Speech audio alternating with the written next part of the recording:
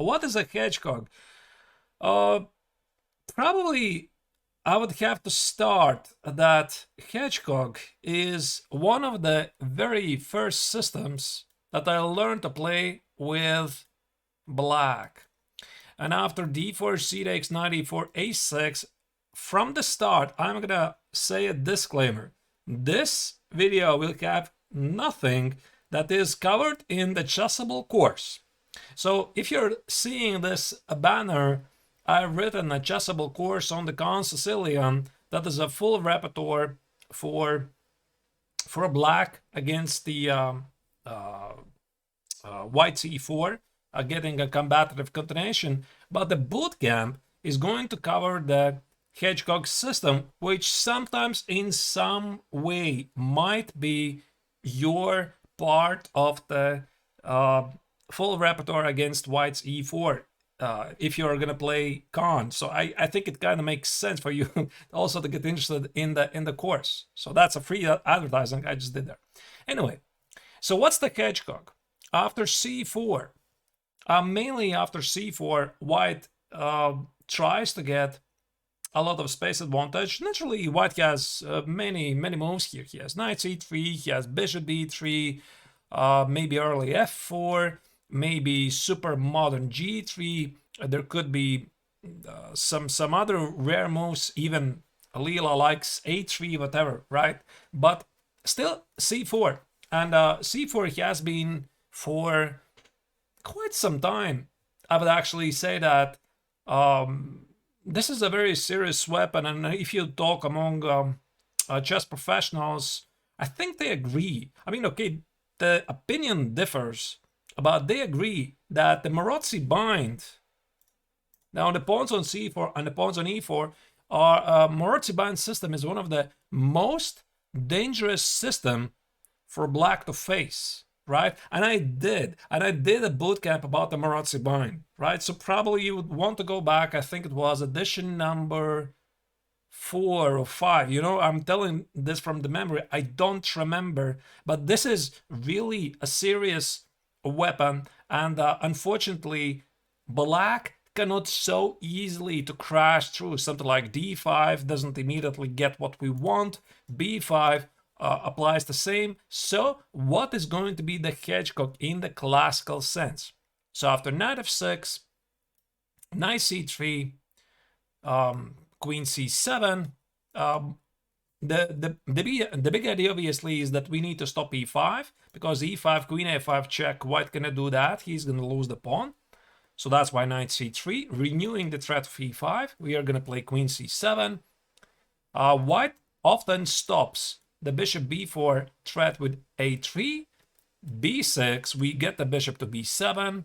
White plays this and set up a very menacing system, which is called the Marozzi bind. And all of the best parts of the Marozzi bind, I think I already pretty much told in the Marozzi bind bootcamp, which was something like a year ago, 1.5 years ago, but nothing really has changed.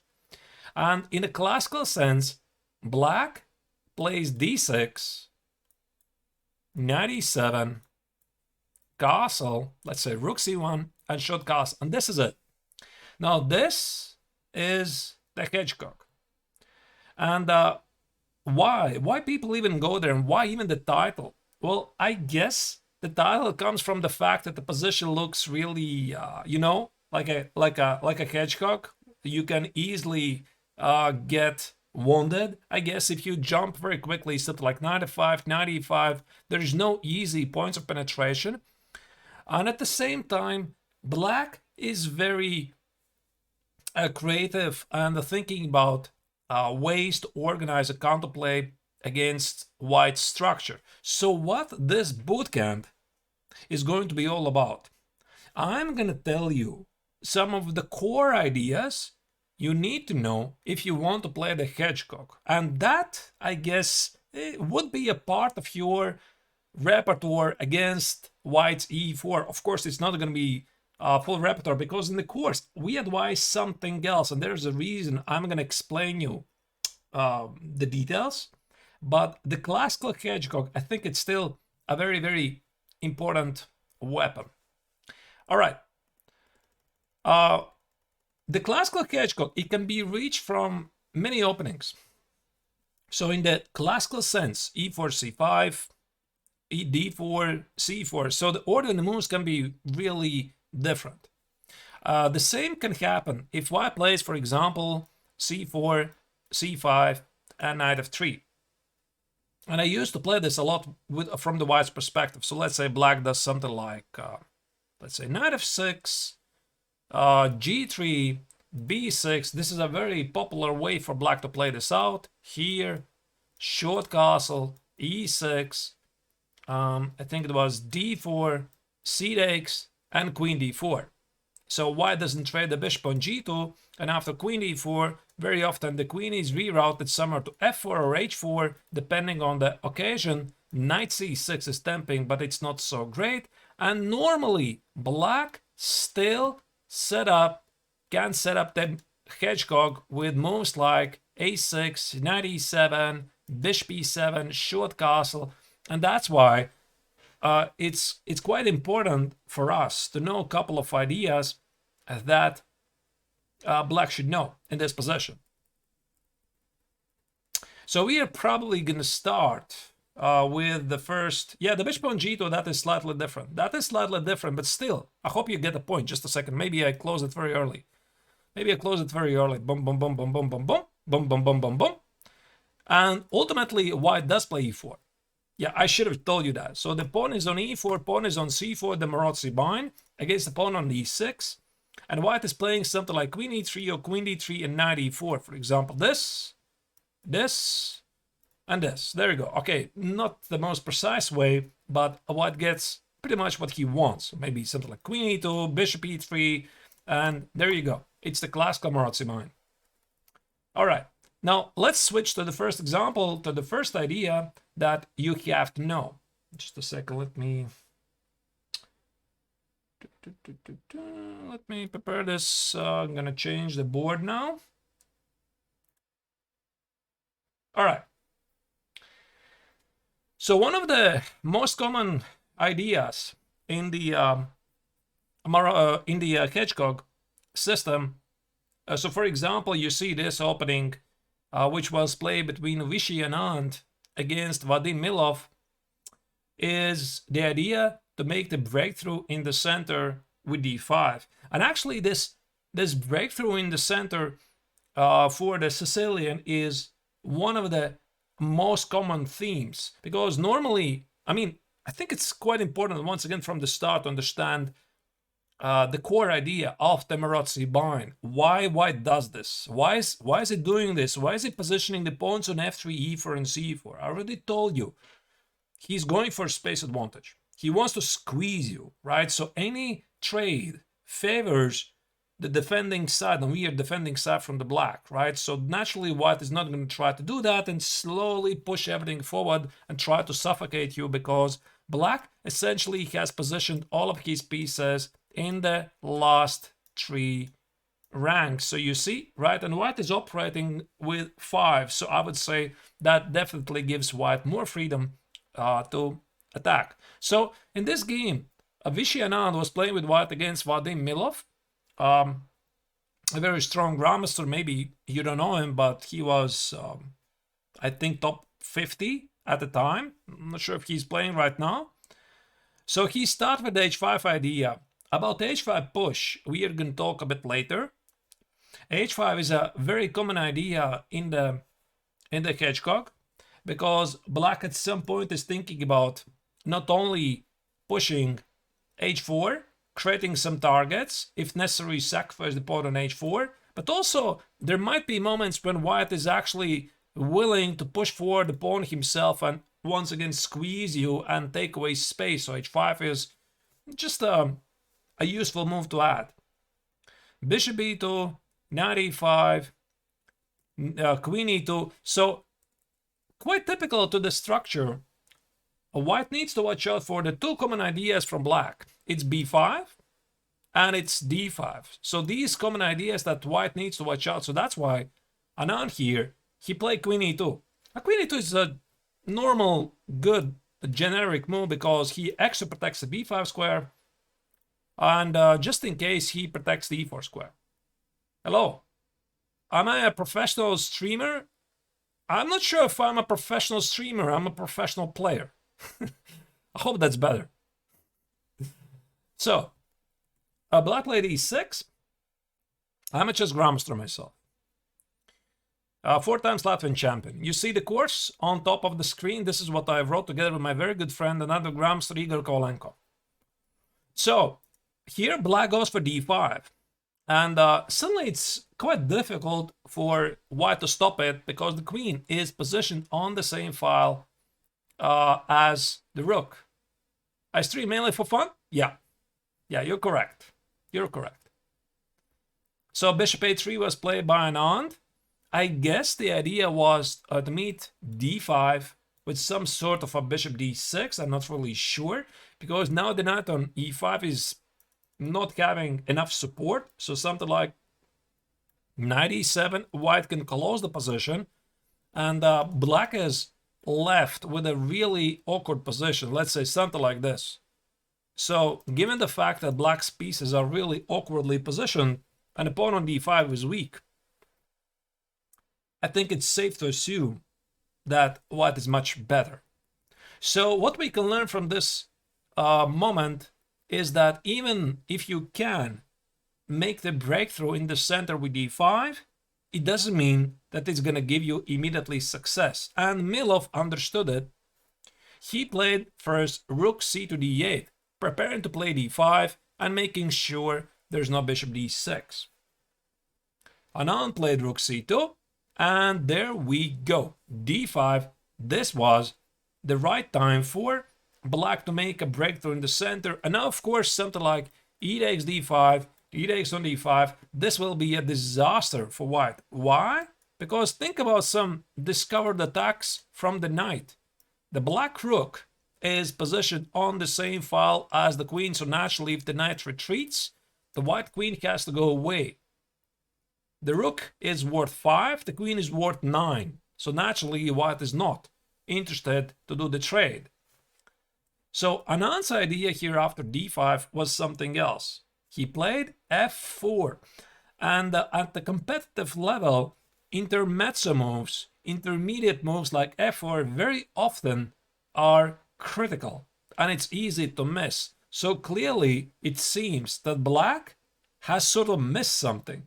Because after knight g4, I guess Anand still wanted to take it and play e5, once again closing the center and getting some sort of a control of the position, although I guess after knight e4, Black still looks okay.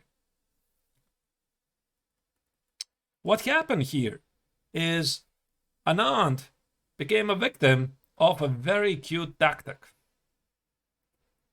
After knight g4, c takes on d5. Now, instead of the automatic e takes on d5, which we already expect to be played, oh, sorry, sorry about that.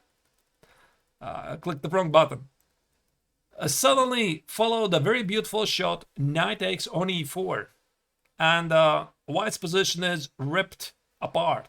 So you should see that queen takes on e4, there's going to be e takes on d5, and this will deliver a huge blow. White's pieces are not well protected, so I guess something like queen f3, knight e3, king goes here, and maybe by the way, bishop d4. Now the rook on c2 is under attack, it's no longer protected, and it's quite clear that White is losing something. He's already down a pawn and he's about to lose more.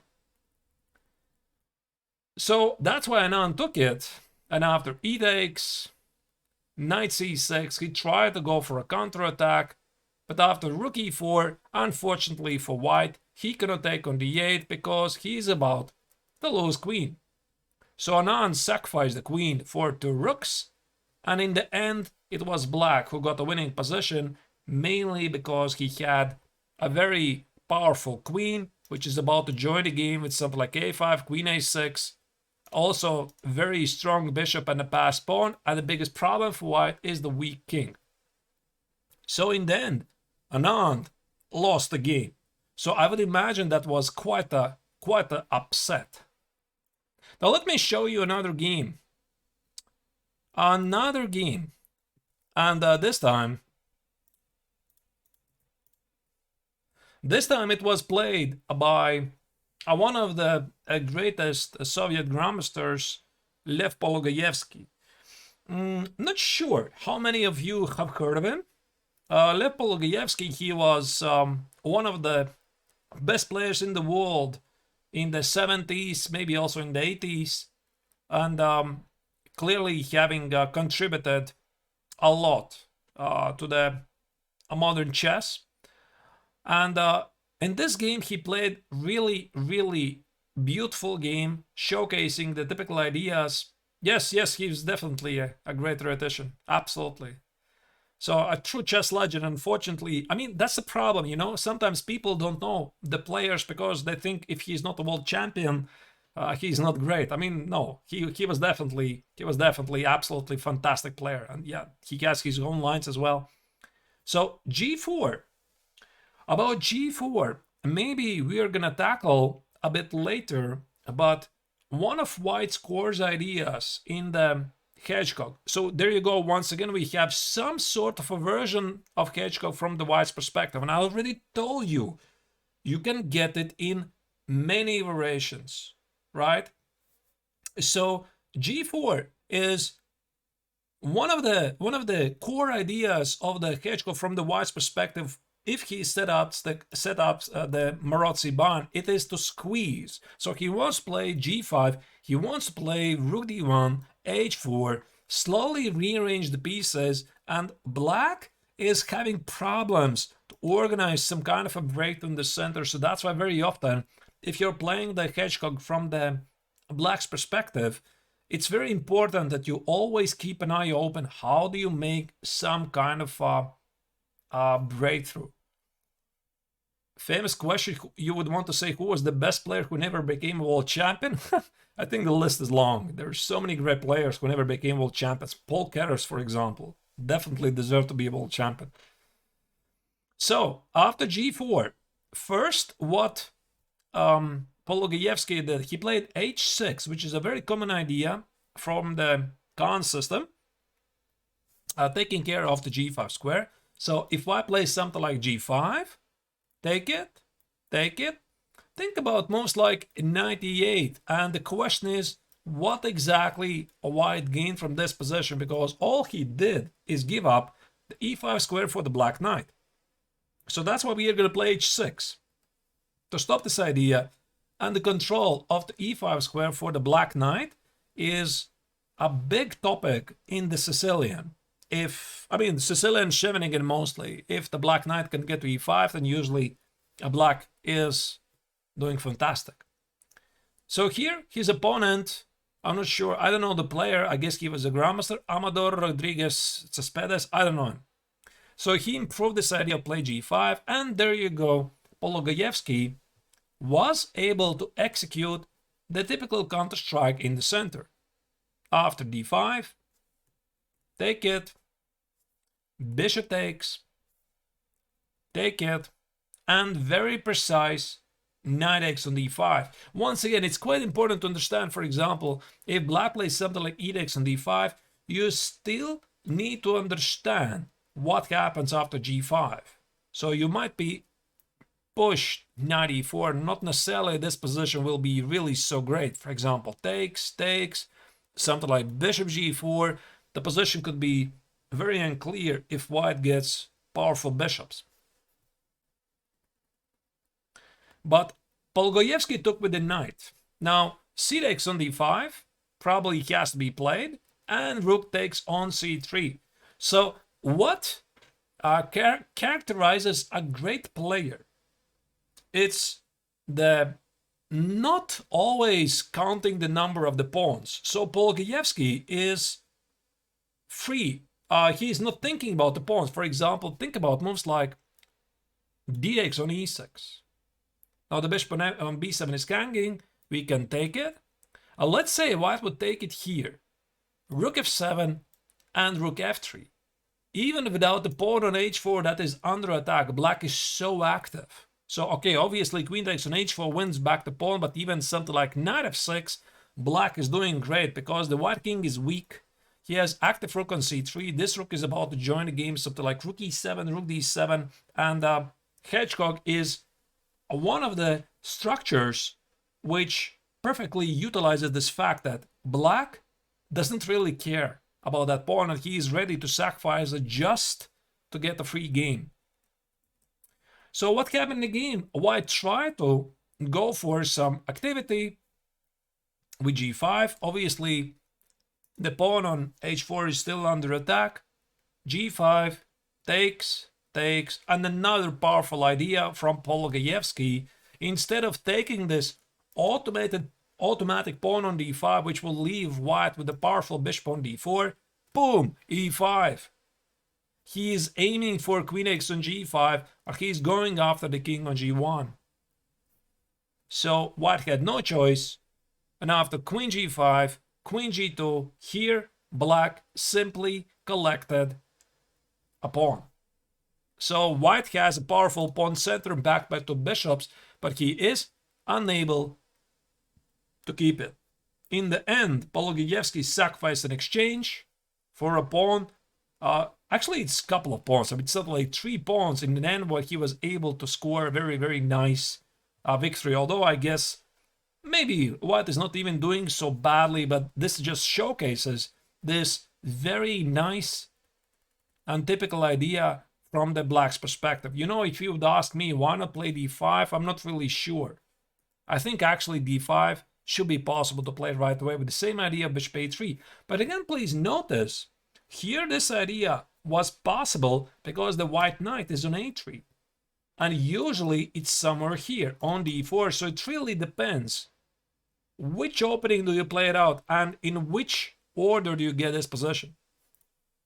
All right, let's move on. I'm going to show you another example. Just a second.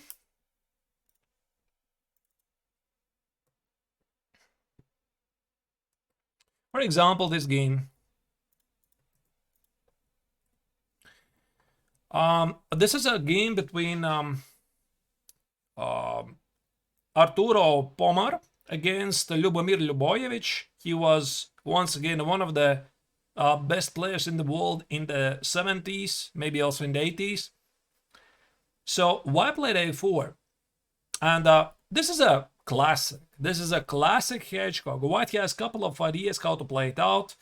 Queen d2, a4 is one of the ideas. So white wants to play a5, knight b3, take on a5 with the knight, and try to bother the bishop on b7, the pawn on a6, and maybe also establish a passed pawn at the queen side. So that is a very common idea. So what did here do Ljubojevic? Rook e8. Rook e8 is a very standard idea in the Hedgehog systems. Black wants to play d5, and this maybe even mean that he is sacrificing the pawn. Rook d1, rook c8, and a5. So what is just continuing his plan? Yeah, by the way, here's one interesting thing I have to mention. a5 for black is a very risky move because it allows white to jump with the knight on b5, immediately allowing to increase more pressure on the pawn on d6. So that's why this pawn for black is on a6, not allowing the white knight to jump to b5. How do I pronounce my name in Latvian? Artur. That's how it pronounces. So rook c8, again, these are typical moves. Black is thinking about at some point to push d5, a5, and there you go, d5. At the right moment, here, black made the breakthrough in the center. So once again, white has to react with something. So he took it, knight e5, bishop. Yeah, by the way, about this position, it's quite paradoxical that one of the typical ideas for black when white takes a couple of times on d5 is not to take with the knight, because many people automatically like to take it on d5 with the knight so that he can recapture the bishop. But think about this position. This bishop is staring at the pawn on f3. It's not doing anything. So black takes with a bishop. And now the knight on d5 is challenging the bishop on e3, also allowing some bishop b4 ideas and bother the white queen on d2. So here, white play knight c6, trying to somehow outsmart black because the knight on d5 is also under attack. And after take it, rook d6, black was able to get a fine game because white's bishops on e2 and e3, they're actually one move away becoming a prime target. So here, white played queen b7, knight c5, and very quickly lost the game thread. So obviously, white could have improved his game before, but Lyubojevic just made it look very simple. Rook e8, rook c8, and at right time, push d5. Why play Hedgehog when you can get a free game with e5? Why play e5 when you can play c5? Why play c5 when you can play e6? Why play e6 when you can play Karakan? Well, it's a matter of taste, isn't it?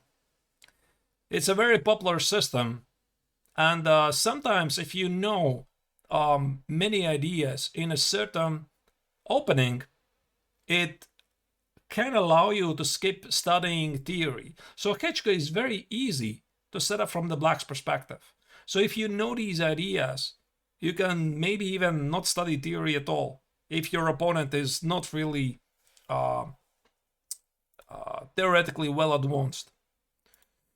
All right, and finally another game of the d5 breakthrough. This is going to be a game of Anatoly Karpov, the former world champion,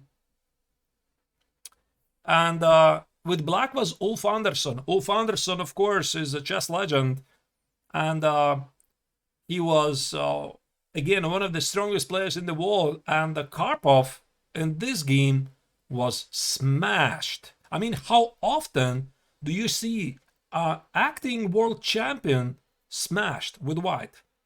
So let's follow this game in the con.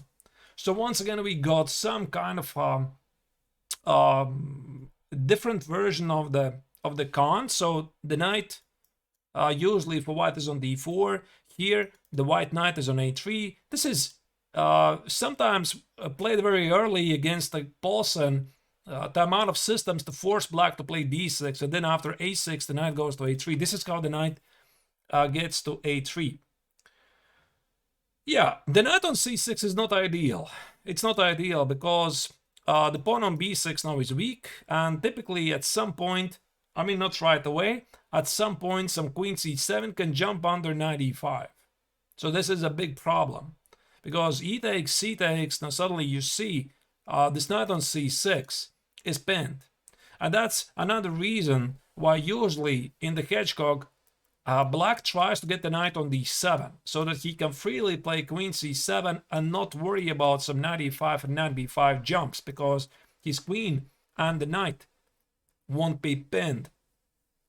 So knight e7 was just a normal move, defending the pawn on b6, rook d1, rook c8, rook d2. So Karpov is just playing the normal moves. Queen c7, I think there were some problems with knight e5. Otherwise, Andersson would never play it. Take, and knight c5. So even if this idea of knight e5 sometimes is a big idea, I mean, obviously not always it's going to work, because white takes it, and now black is left with powerful bishops. So this idea of a knight e5 needs to be not to be missed. That's why queen c7, queen d1, I guess knight e5 already is becoming a threat. There you go. That's why Andersson plays queen b8, f3. And now quite a lot of it's quite important once again to understand the philosophy of the Hedgehog. So this is once again a classical Hedgehog with the white knight on a3, with a pawn on f3. very often it feels like it's playing cat and mouse. What does it mean? Both sides are trying to provoke his opponent because very rarely white can just crash through. I mean, just like b4, b5, that's it, you're done, right? Because now this leaves white with some weaknesses. For example, the c5 square. The same applies for black. Black cannot just push b5 and d5 without seriously risking, because white has a healthy structure. So I would say that even if you know the ideas, the typical ideas of the Khan, even if you can make the breakthrough of d5, you still need to be careful. You still need to make sure that with your actions, you're not creating yourself more harm. So bishop a8 here is a typical idea. Just in case black defends the pawn on b6, he's thinking about b5 idea. So once again, the typical ideas in the Hedgehog for black is to go either for the b5 or d5 breakthrough. Queen f1, yeah, not very traditional move, but just in case white makes sure that b5 is never happening. There's once again a lot of cat and mouse playing. Knight e5. I know this position is quite important. And if you're ever playing the Hedgehog, remember this structure of the knights. The knight is on d7, the other knight is on e5. And why is this? Because the d7 knight is guarding the b6 square. It's guarding against some typical b4, c5 breakthroughs. The knight e5 is very active. It's attacking the c4 pawn. It's doing something here. I mean, not really sure what yet. But at the same time, it's like provoking white. Come and get me, right? Come and get me. I mean, come here. Come play f4. And if white does this, this would weaken the e4 square. Yeah, f4 is obviously a very big decision. For example, let's say something like f4. I could play knight g6. And maybe we can already start to bother the pawn on e4. So it's not really so simple. So even if white can play f4, this leaves the pawn on e4 vulnerable. And if white starts to defend the pawn on e4, this leaves the pawn on c4 vulnerable. So like I told you, this is very often playing cat and mouse. So smart players often like in boxing, right? I mean, they're moving around their opponents and looking for the right moment to deliver a good blow. Right. Knight g6 temporarily bad after g3. No, I mean, the knight is always joining the game at some point. Think about knight f6 here. Here, maybe you can combine it somehow with ideas of h5, which I'm going to mention later. No, this is great position. This is great. So what Karpov did here, and Karpov was a world champion. So he clearly knew, he understood the consequences of pushing f4 at the wrong moment. So you might be wondering, what on earth is knight b1? He is trying to rearrange his perfect position. Obviously, the knight on a3 doesn't do much, and he's trying to get it somehow, maybe, to b3, d4, b3, because there's no hurry. This is not the type of position where you have to race. There's a lot of maneuverings when you get to the classical Hedgehog. So, knight f6, again another maneuvering. King h1, very typical idea, just in case. Removing the king from the along the diagonal, which I'm gonna explain you in some of the next games when black positions the bishop on d6 and he tries to get to the pawn on h2, and then the white king on h1 is exactly where it has to be. h6, very smart. So h6 is a very nice idea because sometimes black is thinking about ideas like g5. Establish a very nice outpost for the knight on e5 and think about ideas like king h7, rook g8, and g4. This could be really interesting. But h6 itself doesn't reveal anything. It's just a move. So rook d1, there's a lot of maneuverings, bishop f8. knight e2, rook d8, queen f2, knight e7, you see? So white once again is bothering the pawn on b6. A lot of maneuverings. a3, and there you go. Now Karpov has seemingly achieved what he wanted. So he has rearranged his pieces. He wants to play b4, knight b3, and maybe c5. Maybe b4, knight b3, a4, a5. Maybe b4, knight b3, knight a4. So once again, if you play knight a4, there's going to be b5. For example, here, right? Knight a4, there's going to be b5. That's the classical idea. b5, c takes, a takes, and usually if black is able to do this and make a break on the center with d5, black is in general very happy. So that's why Karpov is taking his time. And there you go, at this moment, Anderson's position is ready for the break. He has positioned his pieces ideally. d5. And the fact that he plays d5, it doesn't mean that he wants to take on d5. I mean, he doesn't want to win the pawn. He just opens the long diagonal. So c takes, e takes, e takes. I think it makes sense for white to take with e takes, because if white takes with the knight, he needs to watch out once again bishop d5 and knight e5. And suddenly this bishop on e3 is under attack. So that's why white plays it smart. He starts with this move, because now if black is going to take bishop d5, naturally white doesn't have to take it, and this bishop itself is not creating any problems. The devil is in the details. And now bishop d6. There you go. We see one of the common ideas of the Hedgehog.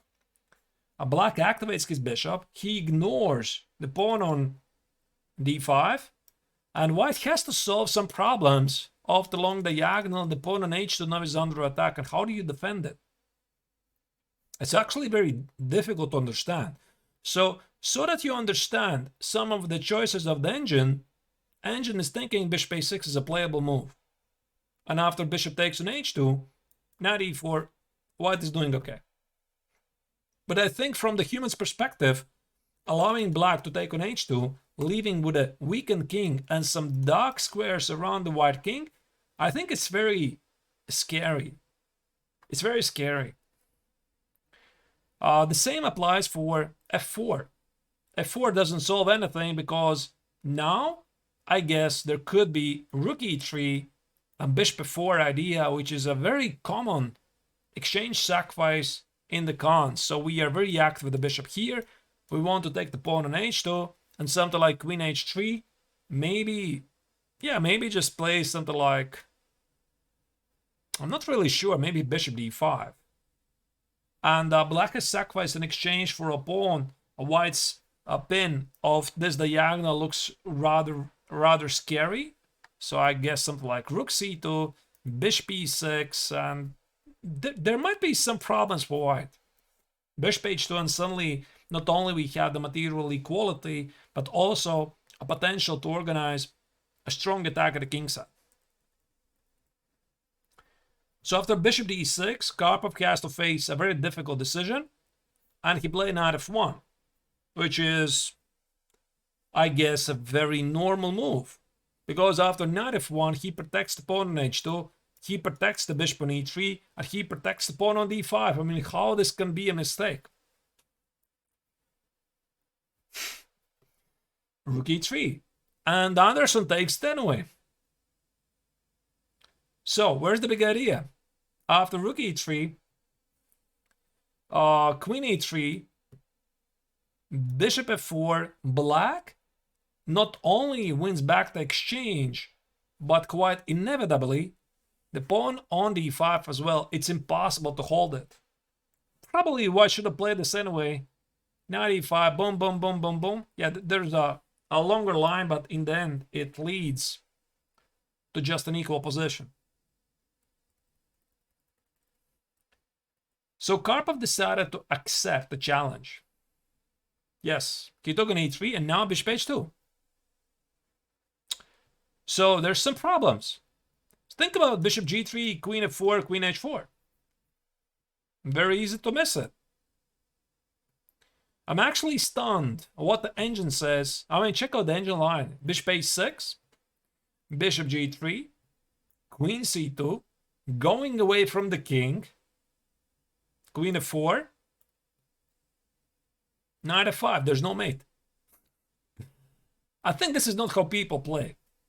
It could be extremely scary, because even the best players in the world, they often cannot really understand what's the difference between real threats and illusory threats. Yes, engines obviously have no fear, but this is not how humans play. So humans really like to keep some degree of control, and maybe even Karpov saw all of this. But it's just, you know, when you see something else which has a better control, you tend to go there. So he played knight f1, which was apparently not a good move. And after bishop f4, rook c2, b5, black got a very dynamic game. So the game continued here, here. Black is down an exchange, a full exchange. But black's pieces are just flying. Rook e8, another beautiful move. Bishop e5 here, and the beautiful control of the dark squares. You see that white always has to look back behind his shoulder. His king is weak, and the fact that he has this exchange doesn't mean much. So in the practical game, it's very easy to misplay this. And there you go.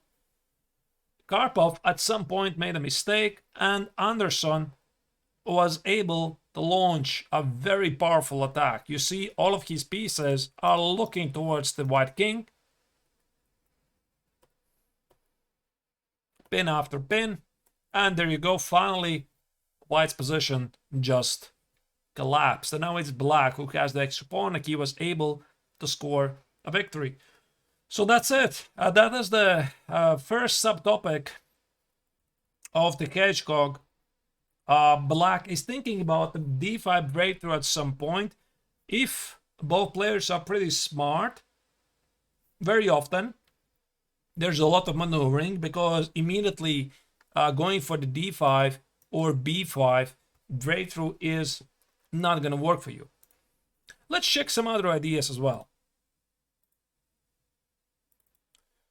Let's check the b5 breakthrough. For example, this was another game by two very strong grandmasters, Anthony Miles against Andras Adrian, very famous grandmasters. They played it in the year of 1979, actually in Riga. I'm streaming from there right now. That's where I live. So this is exactly the same opening I mentioned to you: c4, c5. White plays knight f3, d4, except white did not yet commit e4. So it's not really so simple. Should white commit e4 or not? Try to get some space. There's some reasons why sometimes white is not doing this, because the pawn on e4 could become a target. So white decided that he is gonna play without it. But still, black's position is a hedgehog. You see, once again, we have a classical hedgehog. So we just witnessed some of the ideas if black goes for the d5 breakthrough, and you're probably wondering, why don't I play the d5 breakthrough right now? Well, that would be terrible, because after d5, you see white has positioned exactly a perfect battery to combat your breakthrough in the center. So something like c takes, knight e5 is a disaster. There's a mate. So we're gonna do that. And if you have to play e takes on d5, is this what we want? Probably not. I mean, this is a super big weakness. Think about most like knight h4, knight f5. The pawn on d5 is weak. This is a big threat. Now this is a disaster. So here, black played the paradoxical idea. He played queen b8. And queen b8 is linked clearly with the idea to push b5 immediately because the rook stands exactly where it belongs. After knight e2, take it. Here, Adrian includes rook c8. You see, a very beautiful piece placement. But I think this idea of rook c8, rook b8, rook c8, queen b8, and rook a8, this will probably work if white has already committed himself to b4.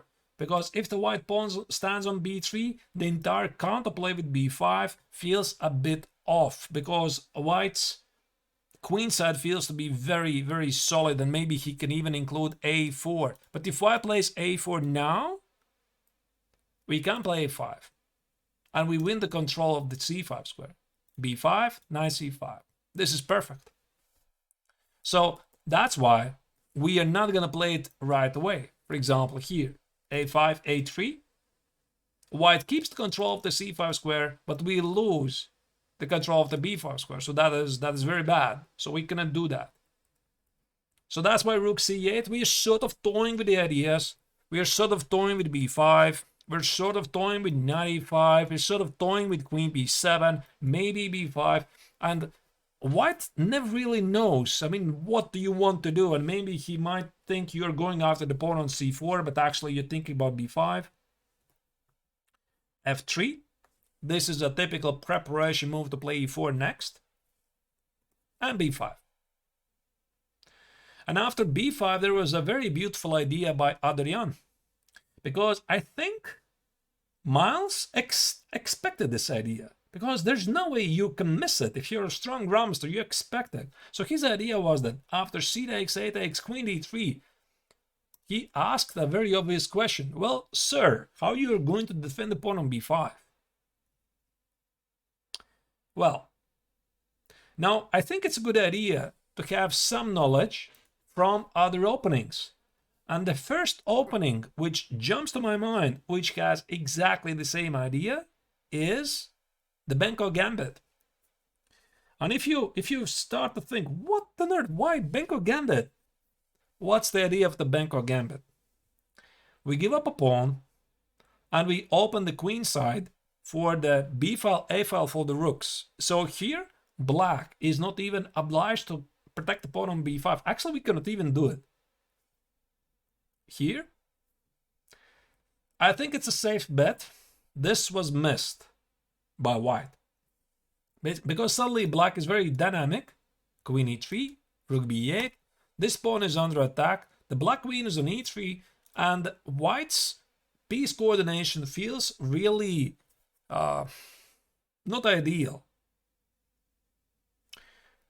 So he played e4, sticking to his plan, wanting to play queen e2 next. But after queen e3, he realized he cannot play queen e2.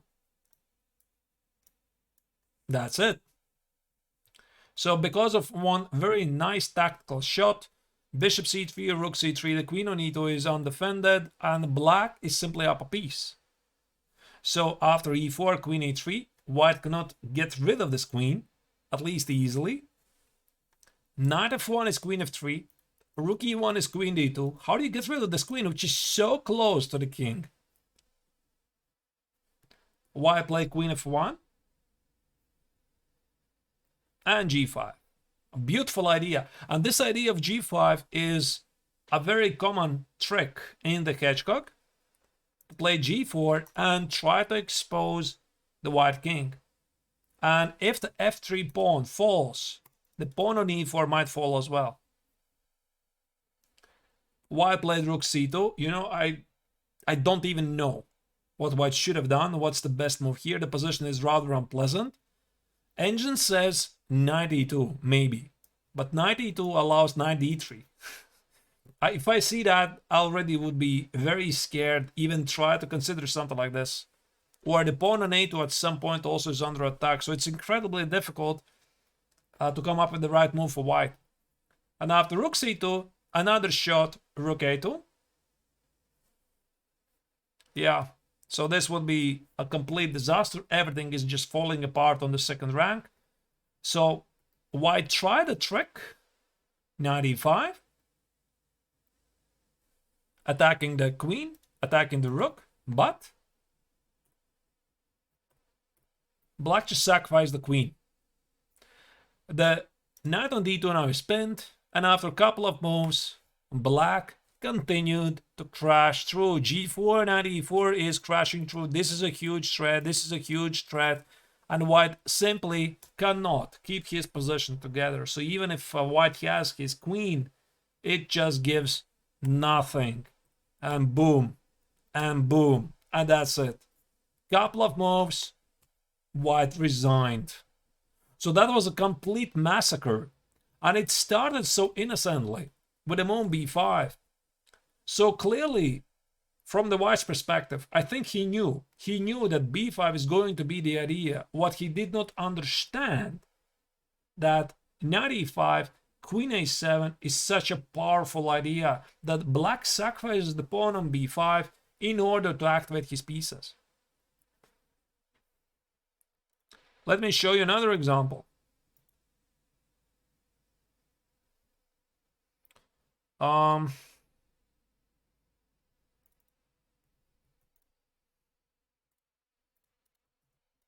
For example, this one. White just played queen e3. Once again, we have the Maróczy bind. e4, c4 against the pawn on d6. The white knight on d2 is not ideal. So white is, I guess, thinking about, I'm not sure, knight f3, knight e4, maybe knight f1, queen e2, knight e3. Obviously, this knight needs to be improved. b4 would just create some target on c4, so I guess white is pretty happy to have the pawns on c4, b3, and a2. Anyway, this is the moment when black felt this is a good moment to make a breakthrough at the queen side with b5. Now, where's the idea? After take it, with the c pawn gone, now it's much easier for black to make a breakthrough in the center with d5. But the question is, if we take it here, I'm not really sure what was the idea here for, by the way, again, Ljubojevic, once again, is playing this game. I guess something like rook c2. And this bishop on b2 is difficult to defend. And if white has to play something like rook b1, it drops the pawn on a2. If white has to play something like rook b1, what are these pieces doing there? So think about moves like maybe d5 right away. This makes perfect sense. Bishop c5 is a big threat. Knight g4 might be a big threat. The pawn on e4 is under attack. The knight on b5 might be under attack because it's a potential discovered attack. So it's very easy for white to misplay this. For example, let's say take it. This guy is under attack. Knight c3. And let's say bishop c5. It just looks... What is this, right?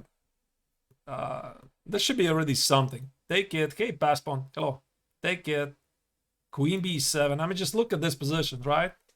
So black is just dominating the position. And the fact that white has an extra pawn means nothing because his pieces are completely shut out from the game.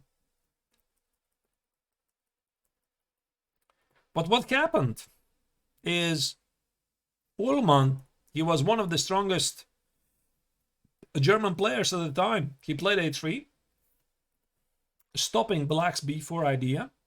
a3, bishop c6. Now black is thinking about queen b7 or b4. I guess b4 is the primary idea.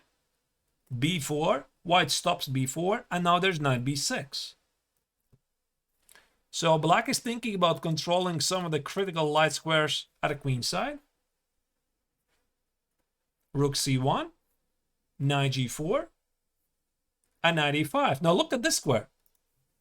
This firmly belongs to black. And after bishop f1, this was really beautiful. Ljubojevic made a very, very nice killing blow. It's really killing blow. Can you believe this? Knight c4. Seems where's the big deal? Take it.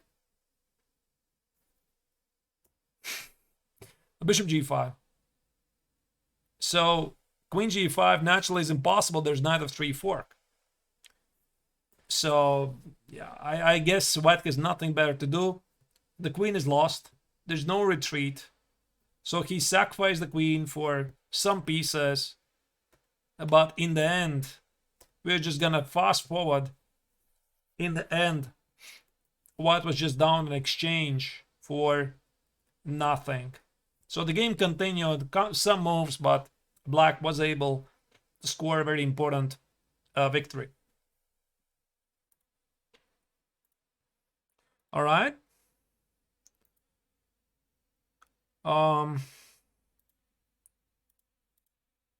Maybe another idea. All right. Let's check now this game.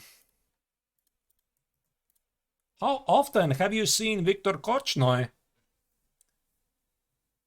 being outplayed with white? So Korchnoi was playing this game against Andras Adrian, Hungarian grandmaster. We already were having a look at one of his games. And it seems that if somebody is pressing here, it's white, right? The queen on d3 is stopping the b5 push. That's why here white played queen d3. That's why he didn't play e4, because e4 is b5. So he played queen d3 to stop the b5 push. And I guess if we played the casual way, d5, c takes, knight e5, knight e5, rook d5, there's a pawn on a6 under attack. So it's not really so simple.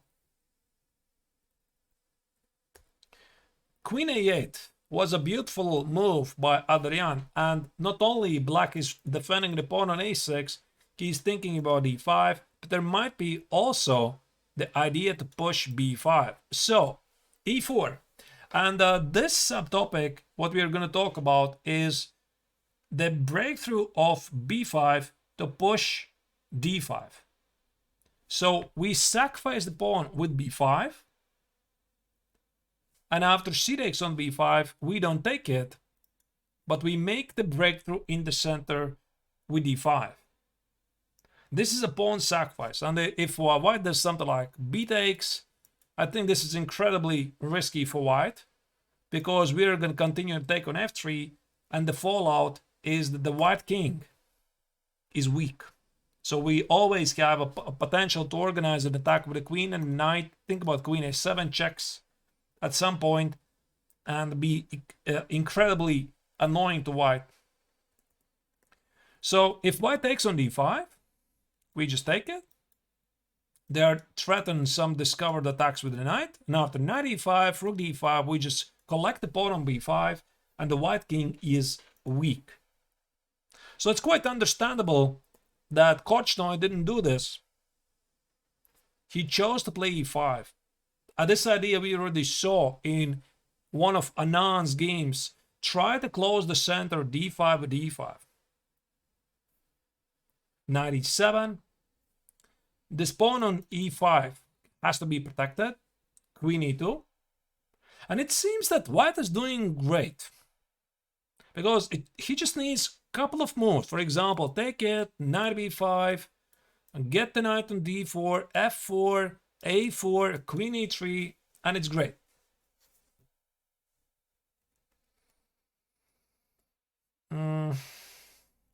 You're wondering b takes, takes, and queen b5? I think it loses, no? Should be something bad. Something is hanging here, and there maybe is a queen a7 check. Check first. I don't know where the king goes. And this should be completely adios amigos. Right? Queen a3 check is incoming. White is down a piece, and that's just terrible. So white tried to close the position, and black just kept ignoring the pawn on b5, played rook c5. About here, it probably started to become apparent to Korchnoi that something is terribly wrong, because if he takes another pawn, it's rook c8, and how do you defend this guy here? Let's say queen e3, because the pawn on e5 needs to be guarded as well, and queen a6. Let's say we try to rearrange the pieces, but then the pawn on a2 is falling. So it's quite interesting, right? Because many people stop calculating the positions right here. They think I have an extra pawn, I have two connected passed pawns, everything is going to be great, but it's incredibly difficult to come up with a move. Let's say f4 and maybe queen a3. Now knight e2 drops the pawn. I guess just take it. Benko, yeah, some Benko gambit ideas. So that's why Kochna played a4, rook c8, queen e3, queen b8, and black was incredibly dynamic. And after a couple of moves, Kochna's position just collapsed because he cannot take on b6. There's rook b5 threat, the queen on e3 is under attack.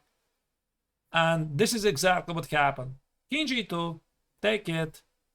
And he realized he cannot take on b5. Knight b5, I guess it's just take it. And white loses a rook for nothing. Rook c1, queen e3, queen b6, knight b6. And white has lost a rook. So he tried to hide the king, and after a couple of moves, Adrian was able to win a very, very nice rook king game. So we are not gonna look at that really so closely because the topic is Hedgehog, and now we are looking at the thematic idea of making the breakthrough of d5 to push d5. All right, let's check more. For example, Kasparov. Garry Kasparov was playing this game when he was a youngster. He was, what, maybe 18, 17, 18 at the time when he played this game. He played against Robert Hübner. Kasparov at the time was not a world champion. He was already widely regarded as one of the youngest talents in the world. Robert Hübner was one of the leading grandmasters in the world. So once again, we have set up some sort of a hedgehog. Now, there's some differences. Now, where are the differences? Instead of the bishop e7, black has positioned the bishop on g7 by playing g6, bishop g7. Please notice he has the pawn on h6, which is a very common trick in the hedgehog because sometimes you want to play g5 right away and the pawn on h6 extra defends the g5 square. And white's position is sort of great, right? The knights on d4 and c3 are well positioned to combat against d5 and b5. The bishop on g2 is very nicely controlling the center. The rooks on e2 and e1 are ready for any breakthroughs in the center. So one would think that white is perfectly positioned for a long squeeze, right? That is, of course, if black can play b5. And this is what happened.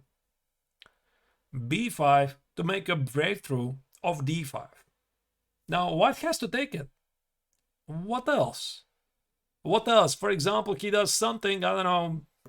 How do you play? Queen d2. This is a weakness for no reason. Think about moves like knight e7, maybe knight e7, knight e5, the pawn on c4 is under attack. Of course, white has to take it. And now d5. And black gets incredibly dynamic, and now you see a reason why actually the rooks on e2 and e1 are not so perfectly placed. Because after b takes, bishop a6, this is a typical Benko gambit idea. There is a knight d3 idea. The pawn on e4 is under attack. There might be e5 at some point, e5, d4. And that's why white cannot really take on a6. So, if white tries to play e5, there's going to be knight e4. And the pawn on e5 now is a weakness. A very difficult decision. So what Hübner did, he tried to simplify the position. Take it, take it, take it, take it. And now you see the white queen is positioned on the same file as the black rook. So white simply doesn't have time to take it. So if you take it, that's it.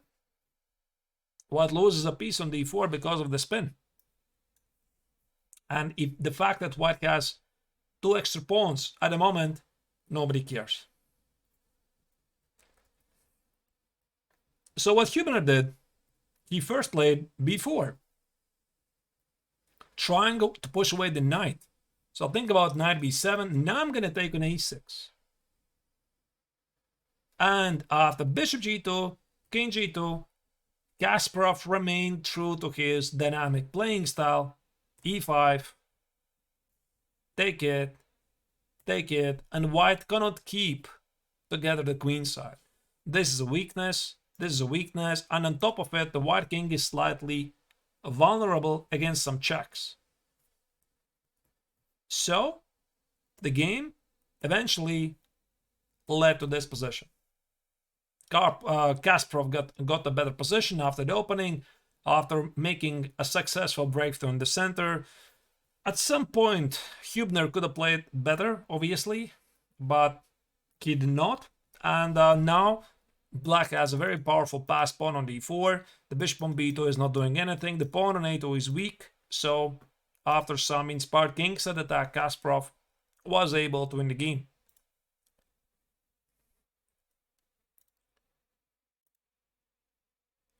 And let me show you maybe also this very odd idea, which is not very common. And now you see that white has gone great lengths to keep black from making a breakthrough in the center. Because think about this. d5, we are going to play c takes, e takes, and e5. And after knight e7, we are going to play 4. And white's position is ideal. So you're looking at this position, and you're wondering, what is this bishop on g2 doing? But it's not so easy for black to crash through.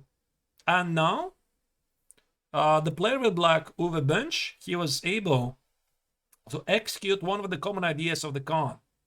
But this is slightly something else. So the idea is still b5 to push d5. But first, he included e5. Push away the knight. b5. Now white has no choice but to accept it. Otherwise, b takes creates a weakness on c4. And now we just ignore the pawn and play b5. And now that you look at this position, suddenly black's position starts to make perfect sense, while white's absolutely not. So the square on d3 is very weak. Black is threatening to take on e4 and jump with knight e3. And after e takes, knight takes, take it, rook takes, and knight e3, already is becoming quite apparent that white is dominating the game. And black was able to crush white. He took it, played e4, discovered attack on the bishop with the bishop attacking the white rook on b2, and the attack was growing incredibly strong. And I think what you want to notice here is that the pawn on b5 still stands, right? So once again, see the dynamics.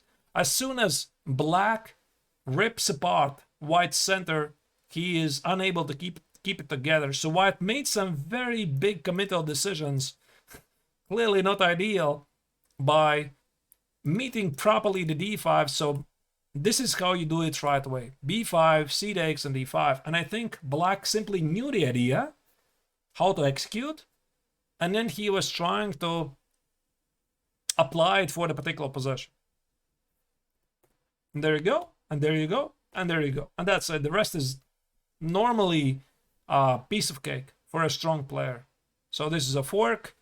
White gonna take on a6. The bishop is under attack, so white is, I guess, simply lost. And now the bishop on g2 really looks silly. All right. let's move on. There's a couple of ideas still that we have to know.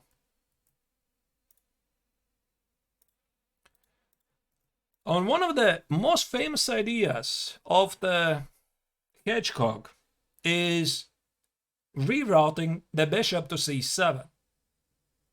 Those of you who have played Sicilian Con, you probably know. The Sicilian Con and the Hedgehog systems, you probably know what it is. So the idea is we put rook on e8. We're thinking about d5. Let's say white plays rook d1. Once again, we remember the fact that we can push d5. It does not guarantee us success. So queen b8, a3. Now, for example, something like d5 would be very careless. Very careless. C takes, e takes. Think about maybe at the right time white can go for a counter strike with knight f5. So the fact that you can push this d5, it worked in one of the Lubojevich, I believe it was Lubojevich games, but immediately doing this d5 right away might not always be the best idea. Is it the same-ish maneuver? I have no idea. I have no idea who invented it. I didn't check it so thoroughly, really. So bishop d8, black positions the bishop on c7, which has unique abilities. Now the bishop on c7 is attacking the pawn on h2, and extra is defending the pawn on b6. So after knight b3, bishop c7, and you know what is the best part? The best part of this maneuver, white is not yet, black is not yet committed to anything. This is still part of maneuvering. White is, black is still maneuvering because we haven't made any committal decisions like b5, d5, because sometimes when you go for these b5, d5, the game becomes immediately very tempo driven, very sharp. And before this happens, there's a lot of maneuvering. And after bishop c7, let's say white plays something like, let's say h3. Now, this weakens some dark square weaknesses, and I think d5 followed by bishop g3 by knight h5 suddenly starts to look really, really great. But let's say white plays something like, I'm not sure. Let's say f4. Okay, f4 probably is not a possibility. Let's say he plays queen h4 to protect the pawn on h2. We can toy with the ideas, think about moves like knight f8, or maybe knight e5, knight g6, attack the queen, push d5, and white is going to be really worried how to defend the pawn on h2. And if white at some point does push f4, this weakens the pawn on e4. So you see, it's not really so simple for white. White play g3. Bishop a8. Once again, we saw this idea already in one of the games. Common idea to defend the pawn on b6. At the same time, black is thinking about b5 at some point, and the queen on b8 is just in the right place to defend the pawn on b5. And if black does this, you always need to watch out for c5. There might be this problem. And a very common response, I'm not saying it's right away, but very common idea for you to respond is at some point, maybe not right away, at some point is b5. But I guess here it's bad. Takes, takes, and bishop a7. If not for this maneuver, the idea to close the queen side is in black's interest. But I guess you can even play something like b takes, bishop b7, and it's not clear if white gained anything out of this, because even if, I guess he cannot even win the pawn on c5, because the knight on b3 is ganging. Now actually the pawn on b4 is ganging. So it's very, very easy to misplay this from the white's perspective. So white played rook b1. He felt he has all the time in the world to play c5. Naturally, I think White knew the idea to play c5, so that's why he played rook b1. Now he's gonna play c5 with the comfort. The knight on b3 is defended. B takes, the queen is under a potential attack. So what we do here, we play d5. So we return to the idea of d5, but this time we have the bishop on c7 ready to start some action. Take it. I think knight e5 maybe is not necessary. I'm curious actually what would happen after bishop a6. After bishop a6, I guess the idea of bishop g3 should work, because the white knight on c3 suddenly is under attack. Otherwise, maybe this entire idea of d5 wouldn't really work with the white rook on c1. So let's say white would play something like, let's say, bishop f1. I'm not sure that d5 even works here, because now d5 might just c takes, bishop a6. We have no attack of the white knight on c3. So that's why, once again, it's quite important for you to understand these are ideas. These are the typical ideas in the Khan, and that's why it's a good idea to be armed with something like 4 or 5 ideas, and then you see which of the ideas you can apply to which position. So rook b1, this was the perfect moment to strike d5, because the knight on c3 now is indirectly under attack. White decided he has to remove the knight, and the pawn on a6 is still under attack. We take with the bishop. This idea we remember. The bishop on a8 is not doing anything. And now one of the most iconic ideas of the variation, with the white's bishop on e2 and e3 and the pawn on g3. It's this idea. Very beautiful. And after h takes, rook e3. Apparently, a white cannot take it. White cannot take on e3 because we have a very long move, queen takes on g3. And that's it. F takes on g4 drops the queen, and that also drops the queen. Very cute tactic of sacrificing on g3. Maybe it's actually possible to start it. Not really sure. Maybe it's possible to start with rook e3 as well. Rook e3, queen e3, and bishop g3. And of course, a white is not really obliged to take on g3. Maybe there's some intermezzo of d6. I mean, I don't really know. Let's say d6, bishop d6, and queen f2. And white protects the h2 square, but black definitely has a lot of compensation because of the weakened dark squares and the weak white king. So what happened in the game? White tried to go for a counterattack. He saw a weakness on c6. Now we take it. And black still got incredibly dynamic. And in the end, he was able to win a game with a very nice tactical shot. Boom. And boom. And something is hanging on g3. So it's not only the rook on d2, it's mainly something on g3. White gave up a queen and lost after a couple of moves. There you go. Another idea, another game, the same idea.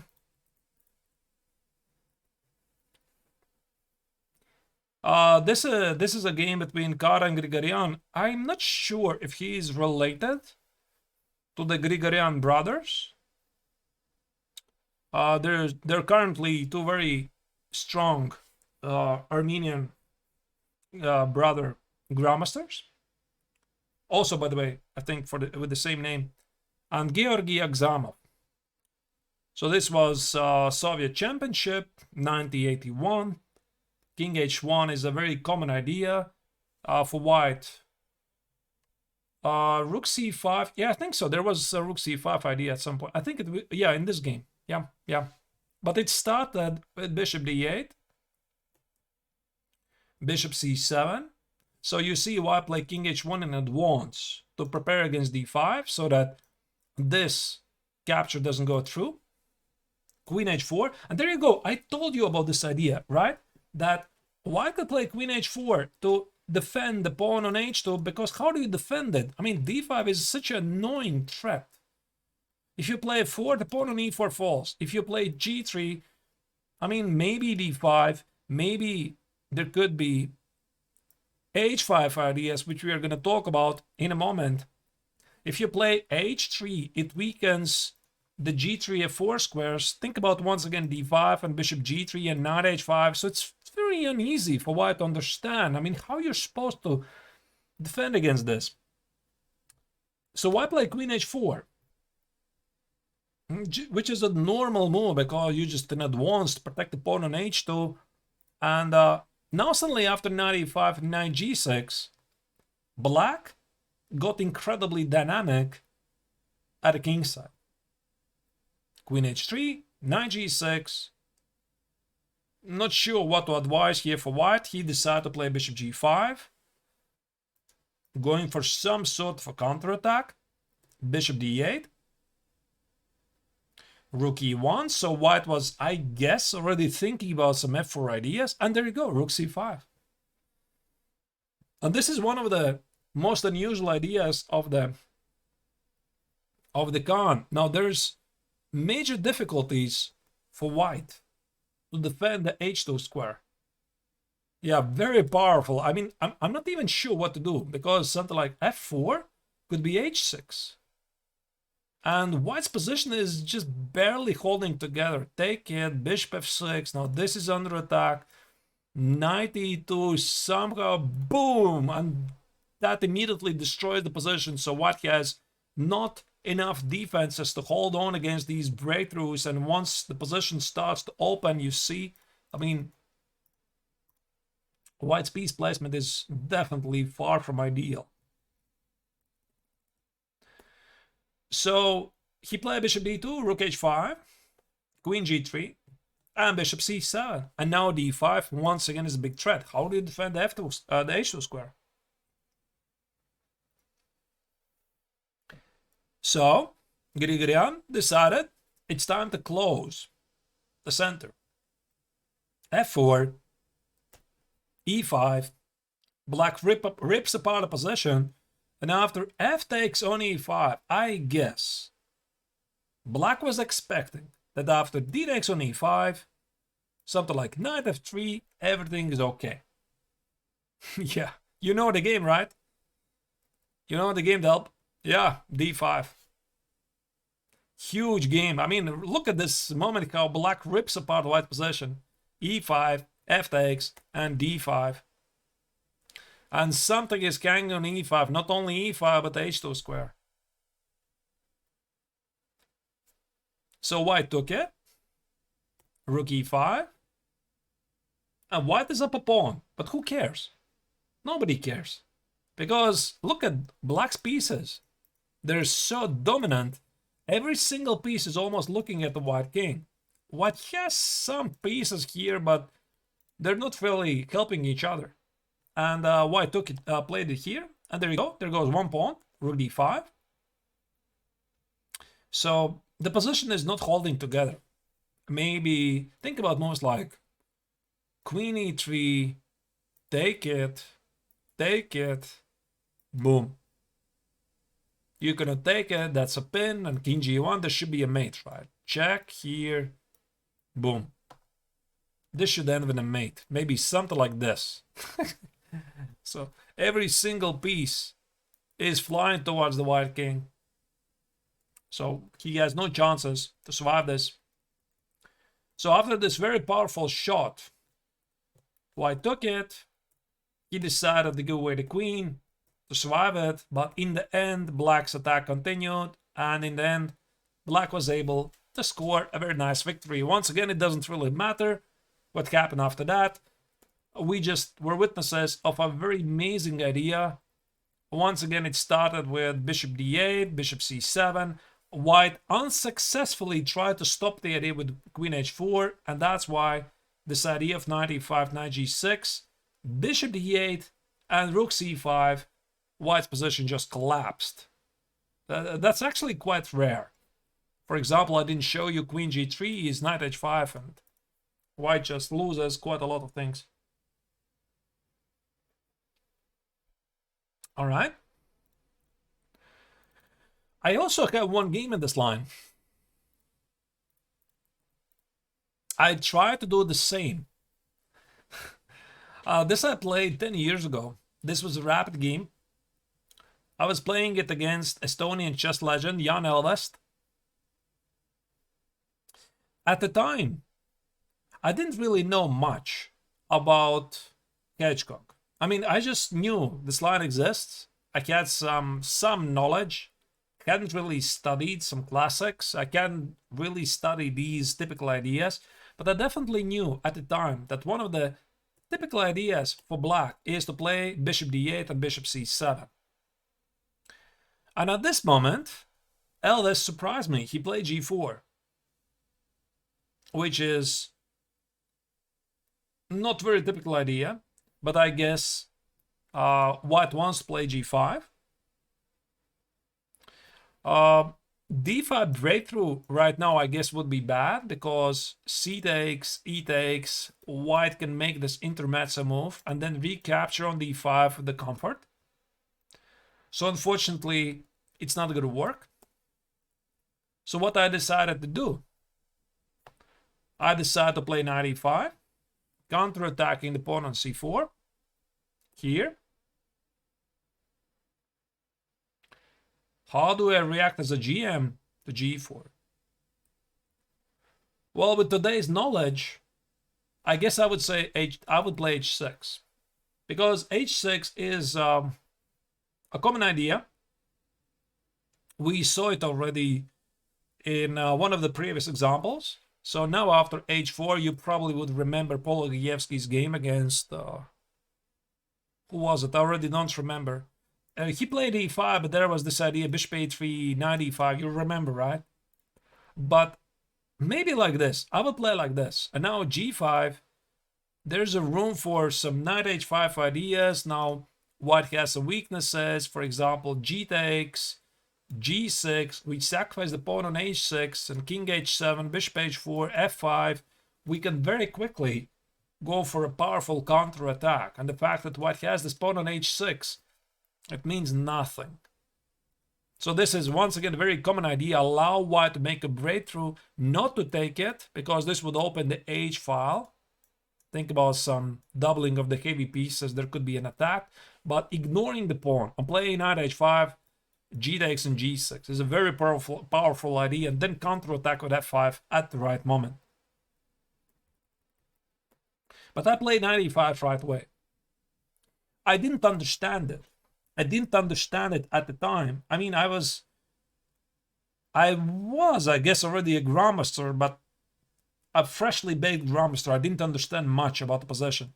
So he played g5, push away the knight, knight h5, b3, and I was very focused on this idea to push d5. So bishop c7, queen g2, and d5.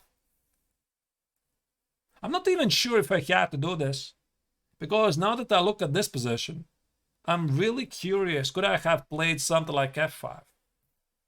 Maybe this tactically doesn't work. Now naturally white gonna take on e6, I deliver a fork, and if white takes here on f5, this opens the long diagonal. I guess it's dangerous. But of course the engine says f4, white is winning. f4, knight g4, and now knight e6 is killing. But it doesn't mean that we cannot execute this counterattack with f5 at the right moment. So I think it did make sense to include h6, h4, and then go for the entire sequence with better prospects. I did play bishop c7 and now push d5, which was a pawn sacrifice. I intended to make it as a pawn sacrifice. And after c takes, knight g6, you see, suddenly black is incredibly active. We have a powerful bishop. We have a very nice square on f4. And if white takes more, I'm not sure if he's going to enjoy these 2 extra pawns. There might be knight h4 and knight f3. And that's the thing. That's the thing why I really love the Sicilian Khan. Why sometimes I like the Hedgehog system if we can get the classical system. The difference is you're always attacking the king. There's always direct attack against the white king.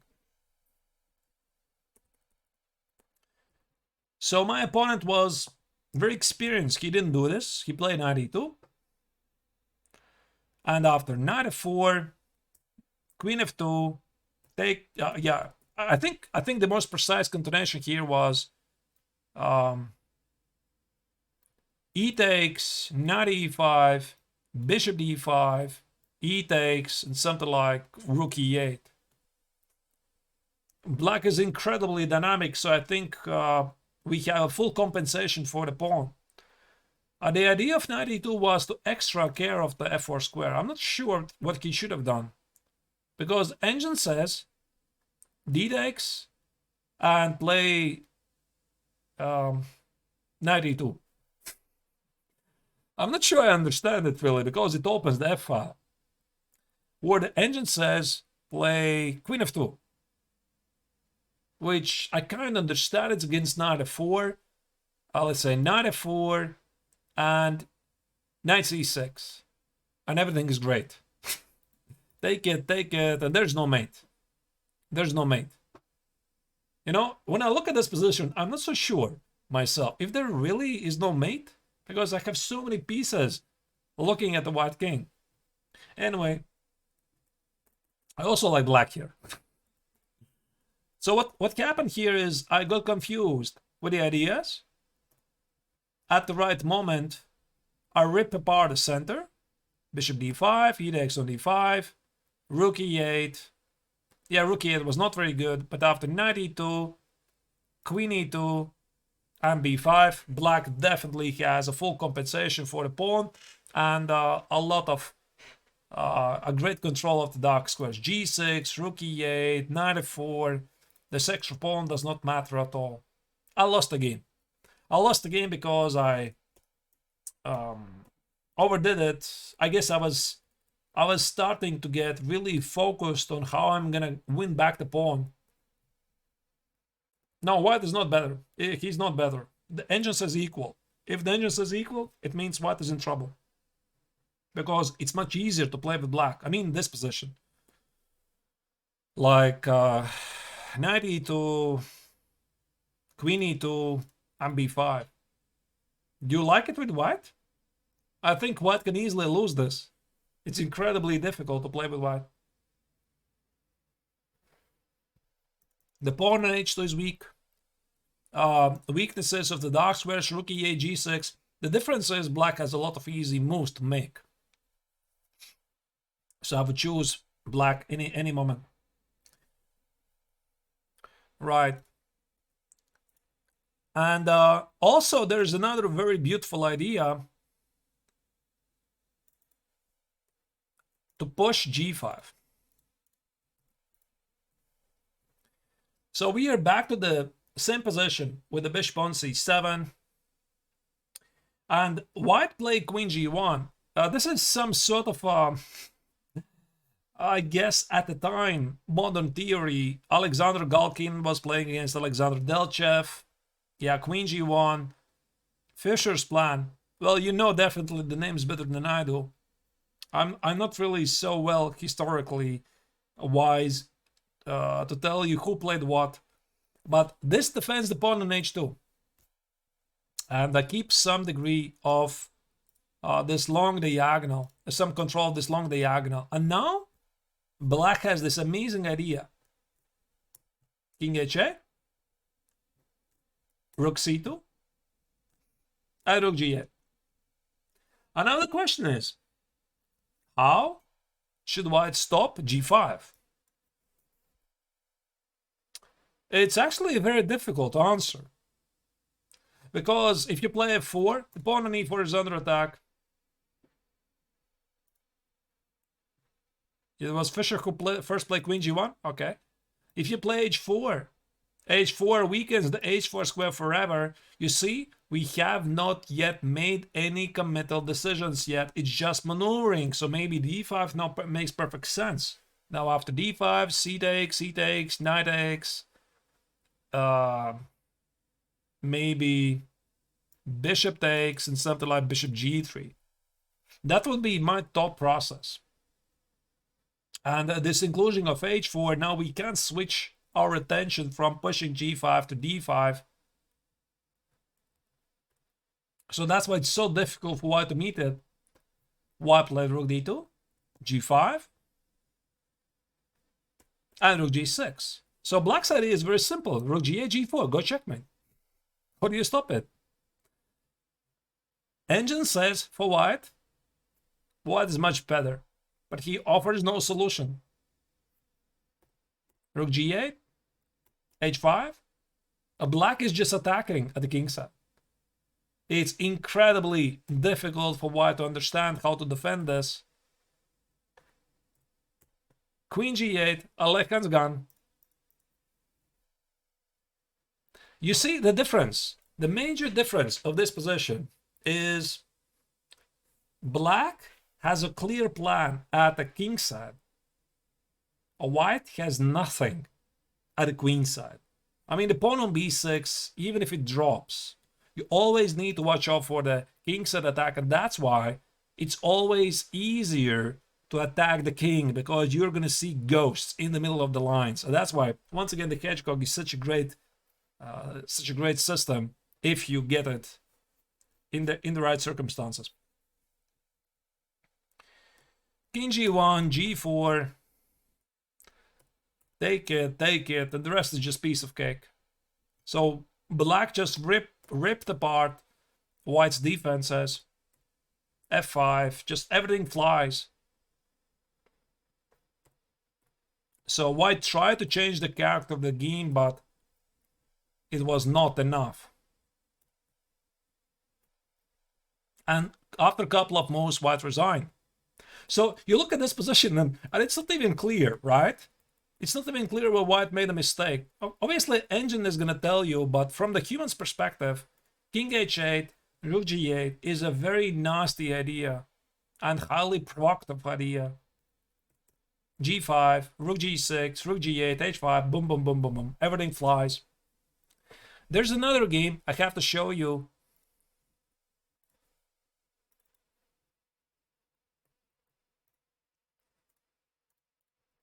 This one. So we have a classical Hedgehog once again. Nothing really has changed. White is doing something, going for a lot of space advantage. a4, a5, something, I don't know. King h8. Bishop f1, rook g8. How do you stop it? Queen a2, g5. h3, h5. We already know this. And you know what's quite funny? The engine still thinks that white is better here. I would always choose black if I would get this position. Queen d2, g4. Take it, take it. Take it. And rook g6. So all black is doing, he's just executing the typical plan. Rip apart the king side, play g5, g4, double the rooks. And just duck with a king. I look Latvian. I am Latvian. Thank you.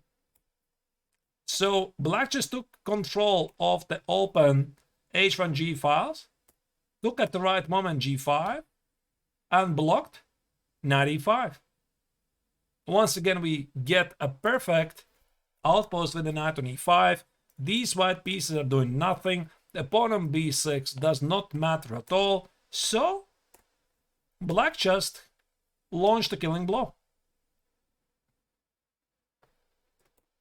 Yeah, so I guess he takes on f5, queen h4, g3. This is a mate, right? What do I think about Lithuanian defense?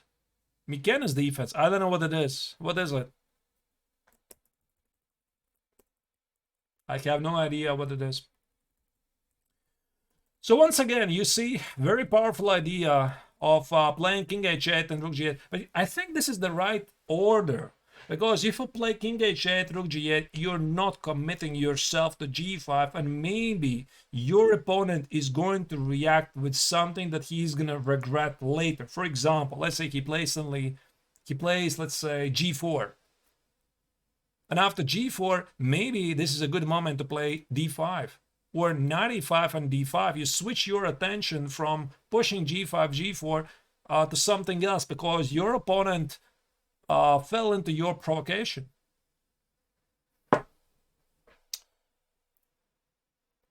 And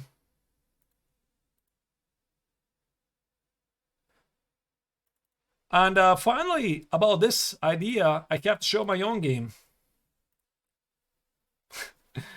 So the story is that I was playing against a youngster from, I don't know, Romania. I think from Romania. Sorry if I don't remember correctly. It was in the 2019 Grenke Open, this huge open tournament in Germany, Karlsruhe.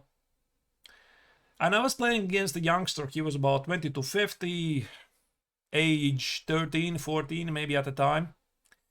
He clearly knew that how to set up the position from the white's perspective, but not all the details. And I had a very inspiring idea. Why don't I play g5 right away? This was exactly the same idea, but I think it maybe was more smart to play king h8, rook g8 first, because I'm not really immediately pushing g5, because if I play g5, there's no turning back. And after g5, white cannot really do a counter strike, because this is in the wrong place. There's rook g8. And actually, comparing to the white king, the black king is safe. And the black is attacking the white. So king f2, bishop h4 is actually made in one. So that's actually not possible. And if you don't do that, f4 maybe, something like rook f4, king h8, rook f1, rook g8. Black is left with a beautiful knight on e5, and think about moves like queen f8, queen g7, bishop g5, maybe take it, queen h4. It's very easy. Somehow combined with the breakthrough of b5, going after knight on c3 at the right moment, using just the ideas which you have learned in this bootcamp, I think should be good enough for you. Yes, of course I know Victoria. Yes, I know her. And Peter, of course, as well. So what happened in the game is white tried to ignore the threats. Rook g8, knight c5, queen f8. All I did is just play the typical ideas, pushing something at a king side. b4, knight e7, knight a3, f5. You see, suddenly black has a very powerful attack going on at a king side. And white very quickly lost the game thread. He played a5, bishop a8, and the attack is there. f4, g4, that's the big idea. So something like king h1, f4, g4, queen h6, rook g4, knight f6. I mean, there's so many pieces attacking the white king. What is happening in the queen side, it just does not matter. So he collapsed. He took on f5, and after g4, that's it. Because after f4, this is killing. Take, take. That's a mate, once again. And that's a discovered check. And a mate. Very cute, by the way. So the game ended with f takes, rook g4. Knight f3 is a big threat. Rook g2 might be a big threat. queen f5, bishop h4, resigned. Because after bishop f2, you can choose the winning blow. I'm not even sure what's the best. Maybe rook f8. Everything just falls apart. I mean, the king's in the middle. He tried to escape it, but it did not work. So to my best knowledge, I think he simply didn't know the idea. And that's why sometimes this idea of g5, king h8, rook g8 can come as a true shock to somebody who knows maybe the Rotsi bind, but there's no properly how to play against it. But again, I think I played it in not the best way. I think indeed king h8, rook g8 is maybe smarter because I'm not really committing myself to the g5 move, which is highly provocative. Finally, there's one of the most modern ideas of the 21st century. This is a game between Lanier Dominguez against Dmitry Andreikin. White went immediately with the idea a5, knight b3, knight a5, etc. So by now you should already know all of the typical ideas from the black's perspective. It's rook e8, d5. It's rook e8, queen b8, bishop d8, bishop c7, d5. Maybe at the right time somehow b5, d5 breakthrough. Combination of the ideas, maybe put the knight on e5, knight h7, h6 like Anderson played. But here, Andreikin came up with a very, very interesting idea. I don't know what is this press opening. He played a5. And this normally is not a good move. But surprisingly, after queen b8, white is unable to get to the pawn on d6, and black in return gets the c5 square. So if rook d1, rook c6, everything is protected. So Dominguez tried to get to the pawn on d6 by playing bishop f4, knight e5, b3, and rook d8. And there's this moment when the final trick, the most modern idea of the Hedgehog system comes to light. It's the h5. And this move is incredibly difficult for white to meet because you want to play h4, h3 as far as it goes. And it's incredibly difficult to stop it. Because if you play h4, that might be a weakness. If you play h3, h4, knight h5, those are weakened dark squares. If white does nothing, you just push it and create weaknesses along the way. Even if white plays g takes on h3, maybe later d5 will work just fine. And now the white king is weak. And this surprising maneuver h5 is incredibly difficult to stop. So I play bishop f1, h4, queen f2, and rook c5. This surprising move. Lift the rook to the king side. We have seen it before. Think about queen h4, knight g6. Suddenly white is about to lose the bishop. There's a lot of tactical tricks for black. So white tried to win the exchange on c5, and boom, d5. One of the classical ideas of the Hedgehog, once again employed by Andreikin. So black sacrifice happily exchange. For example, bishop c5, take it, and take it. And even if white is up a pawn and an exchange, just look at the position. I mean, those dark squares, rook a2, queen f4, and this is how quickly you can lose it. The queen on h4 is lost. That's a check, actually. So you cannot really take it.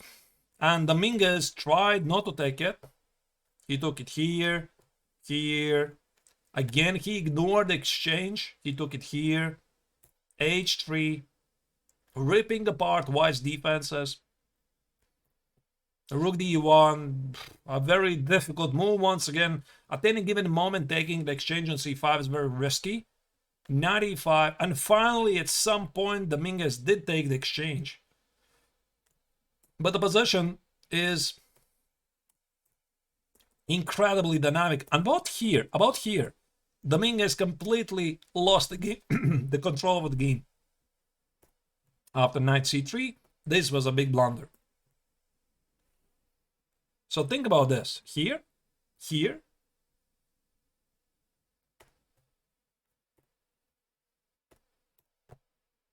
and black just crashes through. So it's a quite... And in the end, how the game finished, Dominguez was... He miscalculated, missed knight e1, threatening knight f2, threatening bishop f3 if white takes on h3.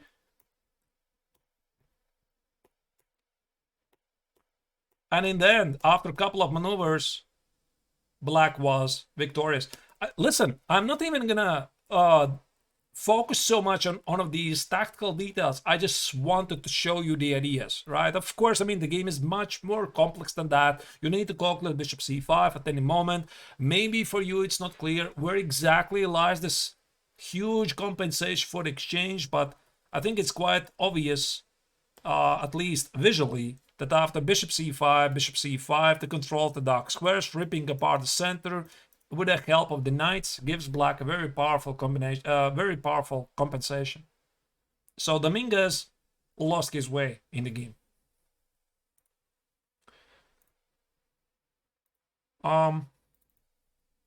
There's another game.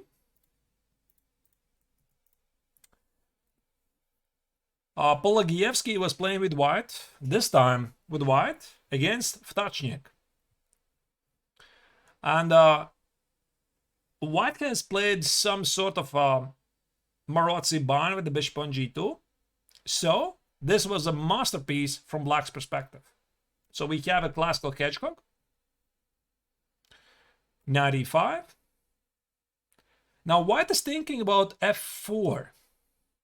So after f4, you start to see some ghosts. After queen c5, king h1, knight g4, there's some problems with f2 and e3 squares. So that's why it makes sense to include h3 as a preparation to f4. How do you deal with this move?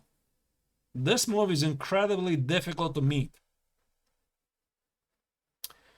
because now h4 allows black to play moves like knight g4, d5, bishop c5. Something is hanging on f2. Think about maybe moves like, let's say this, here.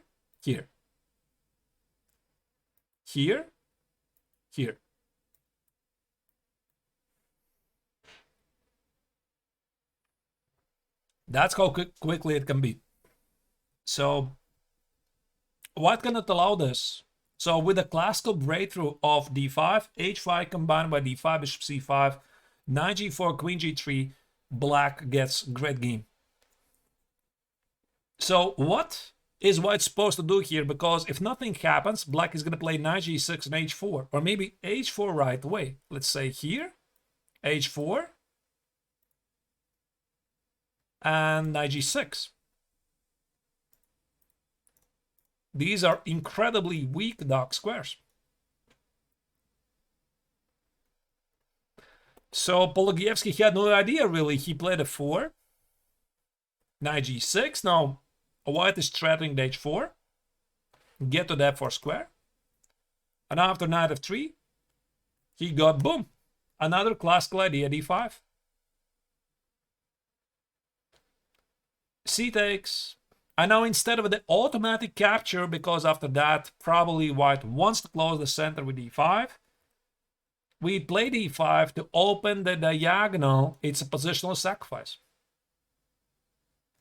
Take it, and h4. And we are getting to the f4 square. White took it. Boom, boom, boom.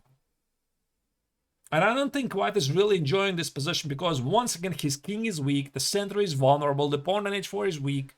So after a couple of moves, black was able to launch a beautiful killing blow. Knight h5, threatened with knight g3, knight f1, queen h2 mate. And now the mate is unstoppable.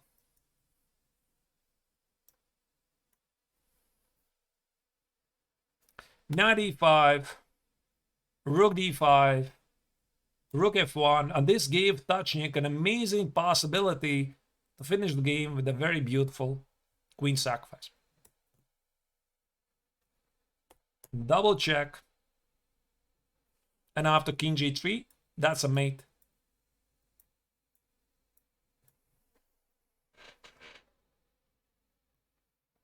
So white has to give up the queen on f5 or f7, and that's a mate in the next move. So that was really beautiful, but I hope you understand once again where Pologievsky's ideas started to appear. So he played queen e2, knight e5, and it was incredibly difficult to meet Black's dynamic ideas. Maybe he should have just sit and done nothing, but it's very difficult to do nothing. So he played h3, which maybe was a start of his problems.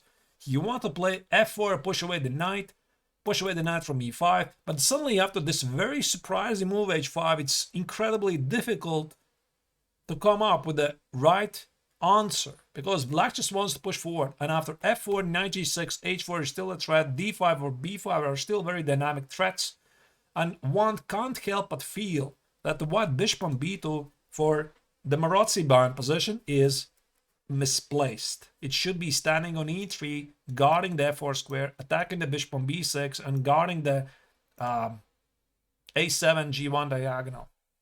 Very beautiful game.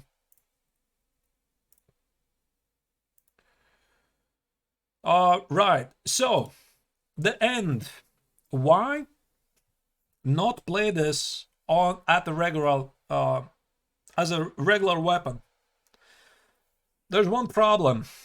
Let me tell you that. Let me show you where's the problem. Just a second. I'm gonna switch the board. I'm gonna tell you where's the problem. Why can't you play it always if this is such a wonderful weapon? Yeah, by the way, I wanted to mention that this Hedgehog sometimes also rises from the Tamanov. Knight b5, d6, c4, knight f6, knight c3, a6. This is where you saw it.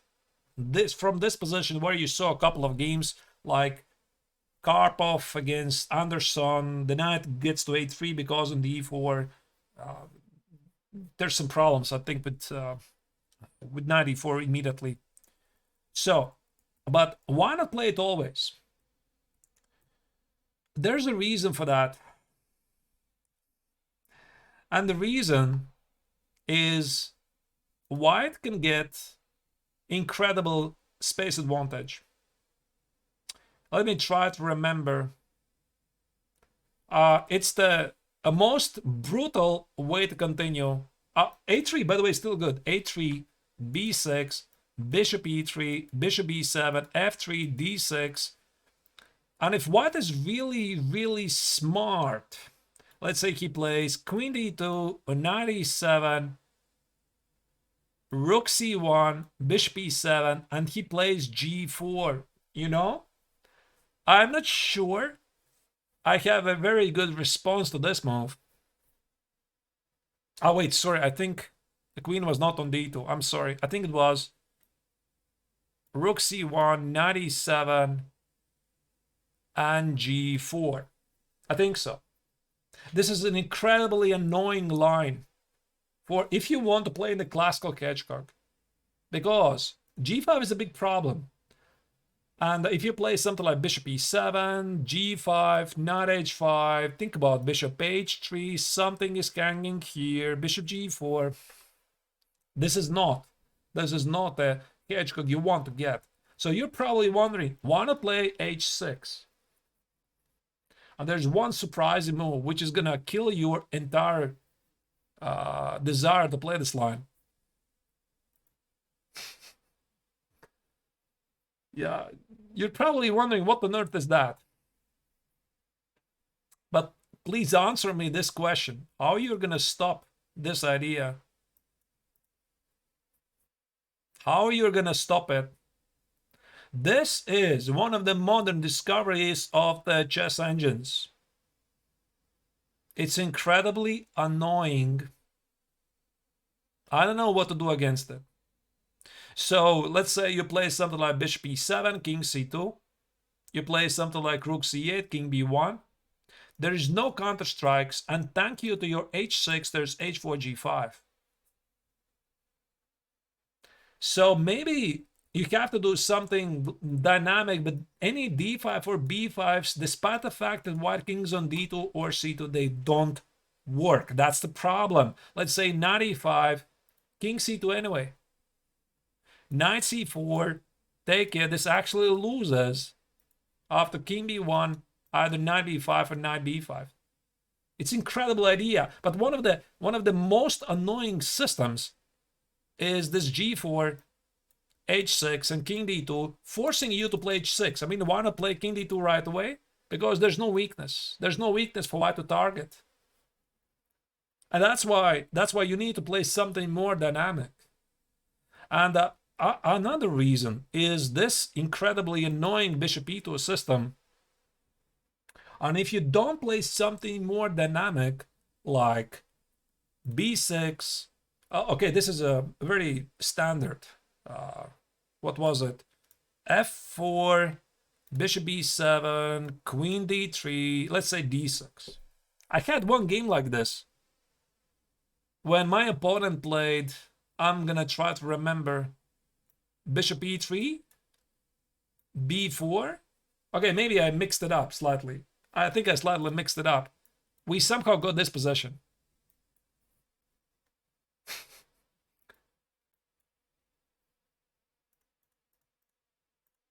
I was getting claustrophobic.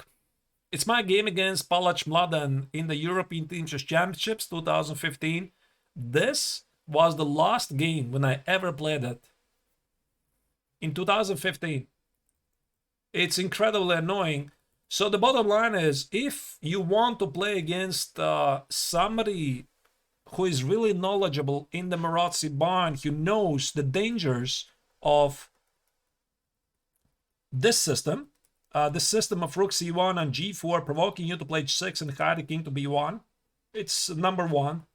Or the second, if somebody who is really knowledgeable and he knows the modern systems of not playing h3, he's not afraid of bishop b4, and he, let's say you still go for the hedgehog, but he squeezes you big time, then you're in a lot of trouble. And that's why, and that's why it's the course.